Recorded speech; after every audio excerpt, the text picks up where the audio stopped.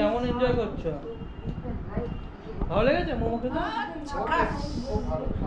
সসটা খুব ভালো হয়েছিল।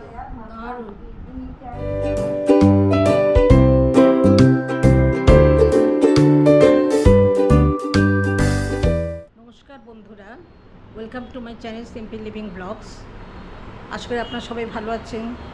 আজকে আমি যে ইভিনিং স্ন্যাক্সটা বানাবো সেটা হচ্ছে চিকেন মোমো উইথ চাটনি। তা আমি সেটা আপনাদের সঙ্গে শেয়ার করব। আচ্ছা, আমি এখানে চিকেন রেখেছি। এটা কিন্তু বোনলেস চিকেন। এটাকে আমি এখন চপ করব।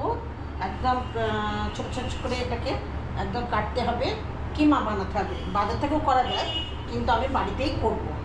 আমি একটু দেখিয়ে দিই। এইভাবে প্রথমে পিস করে নেব।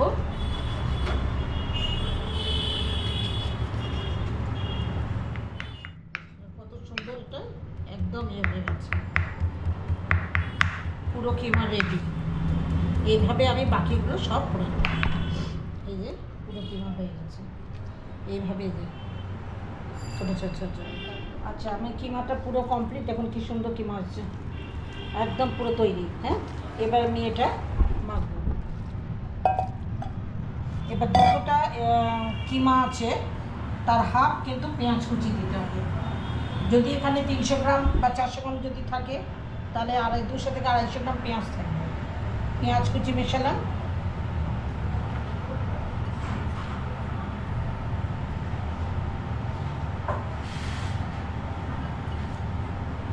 লঙ্কা কুচি দিলাম।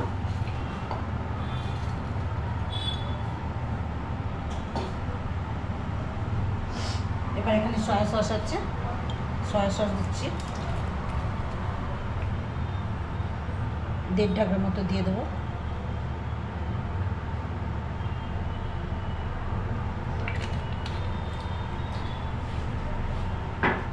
গোলমরিচের গুঁড়ো দেবো।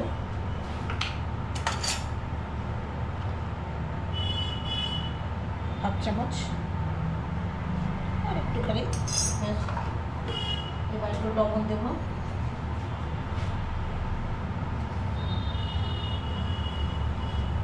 এইবার আমি যেটা করব, এবার ফ্রাই প্যানটা আমি জ্বালাবো। জ্বালিয়ে একটু সাদা তেল দেবো, তার সঙ্গে বাটার দেবো। দেওয়ার পর গরম হলে আমি আদা বাটা আর রসুন বাটাটা হালকা মিডিয়াম ভরকেতে মিডিয়াম রেখে আমি এটাকে হালকা করে ভাজবো। তারপর বন্ধ করে দেবো যখন ভাজা হয়ে যাবে হালকা হালকা করে। তারপর যখন ঠান্ডা হবে তখন আমি এসব মেশাবো। আর বাটারটা দেবো।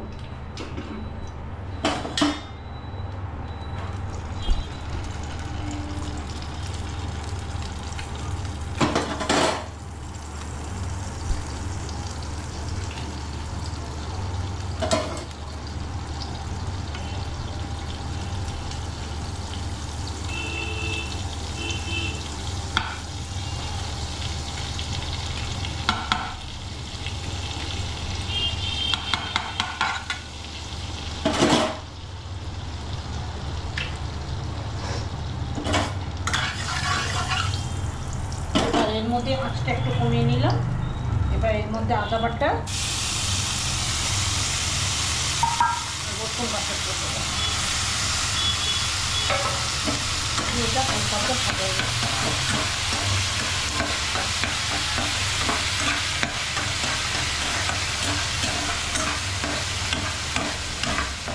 মাখন দিয়ে আর সাদা তেল আর একটু মাখন দিয়ে আমি রসুন আর আদাটা করেছিলাম, হালকা করে ফ্রাই করেছিলাম। এবার ঠান্ডা হয়ে গেছে, এটা আমি এর মধ্যে মিশিয়ে দিচ্ছি।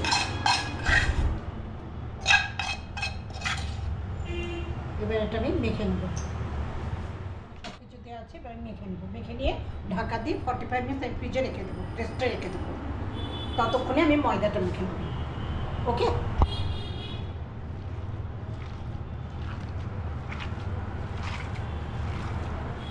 আমার পুরো কমপ্লিট। আমি সব কিছু দিয়ে মেখে দিয়েছি। এবার এটা ঢাকা দিয়ে আমি ফ্রিজে 8 ঘন্টা আমি ফ্রিজেটা রেস্টে রেখে দেবো। ততক্ষণে আমি ময়দাটা মেখে নেবো। ওকে, আমি ময়দাটা নুন আর সাদা তেল দিয়ে অল্প অল্প জল দিয়ে মেখেছি। এবার এটা মাখা কমপ্লিট। এটা নরমও হবে না, শক্ত হবে না, এরকম না নরম না শক্ত। এভাবেই আমি একটা ভিজে কাপড় দিয়ে 15 মিনিট মতো এটা রেস্টে রেখে দেবো। ভিজে কাপড়টা দিয়ে এভাবে আমি ঢেকে রেখে দেবো। এর মধ্যে আমি গরম জলটা বসিয়ে দেবো, মোমো তৈরি করা গরম জলটা বসিয়ে দেবো। ময়দাগুলো আমি ঢেকে রেখেছিলাম এতক্ষণ ধরে, এবার আমি এটা বেলে নিয়েছি সুন্দর করে। এবার লেচি কাটা হয়ে গেছে, এবার আমি বেলবো। এইটা মাঝখানটা মোটা রাখবো, সাইডে পাতলা হবে, মাঝখানটা মোটা থাকবে। জাস্ট এইরকমভাবে করবো যাতে সাইডটা পাতলা হয় কিন্তু মাঝখানটা একটু মোটা থাকে। সাইডটা পাতলা আছে, ভেতরটা মোটা আছে। এবার আমি এর মধ্যে মোমো দেবো, কমও দেবো না আবার বেশিও দেবো না, নাহলে কী হবে, বেশি দিলে বেরিয়ে যাবে।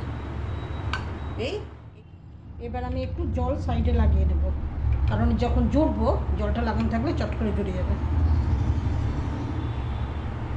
এই হলো, প্রথমে এই দিকটা একটু এইভাবে করে নিলাম, জুড়ে দিলাম।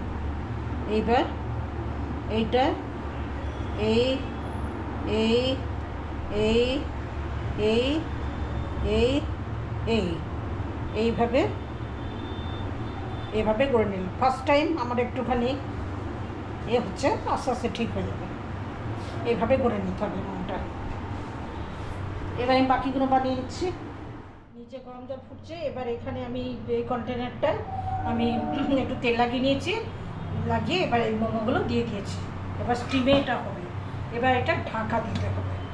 এইভাবে ঢাকা দিয়ে চাপা দিয়ে দিই, এটা মিনিমাম 10 মিনিট হবে। এবার এটা কমপ্লিট, এটা হয়ে গেছে। এবার আস্তে করে এটা তুলে দিতে হবে।